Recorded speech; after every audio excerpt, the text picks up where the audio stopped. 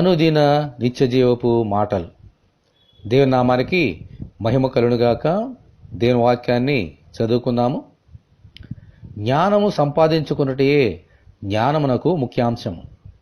నీ సంపాదన అంతయు ఇచ్చి బుద్ధి సంపాదించుకొనుము. సామెతల గ్రంథము 4వ అధ్యాయము 7వ వచనం. ఈ లోకంలోని జ్ఞానము పుస్తకములలోను, పాఠశాలలోను, కాలేజీలలోను, యూనివర్సిటీలలోనూ పుష్కలంగా దొరుకుతుంది. అయితే ఈ జ్ఞానము మనుషులకు బుద్ధిని నేర్పించలేదు. మనుషులకు బుద్ధిని నేర్పించగలిగేది దేవుని జ్ఞానము మాత్రమే. ఈ దేవుని జ్ఞానము ఈ లోకంలో ఎక్కడా దొరకదు. దేవుని పరిశుద్ధ గ్రంథములో మాత్రమే దొరుకుతుంది.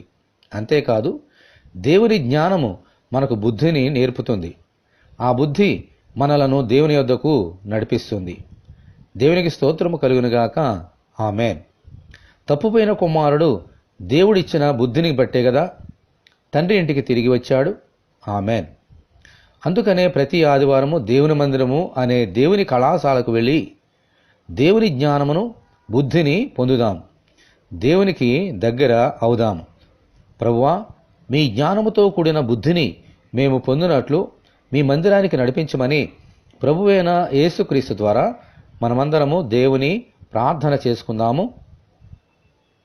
ప్రభువా, మీ కొందనాలు తండ్రి. జ్ఞానము ఈ లోకము మాకు ఇవ్వలేదు. ఈ లోక జ్ఞానము ప్రభువా మీకు వెరితనముగా ఉన్నది. మీ జ్ఞానమే మాకు కావాలి. మా సంపాదన అంతా ఇచ్చి మీ జ్ఞానమును, మీ బుద్ధిని మేము పొందుకున్నట్లుగా సహాయం దయచేయండి.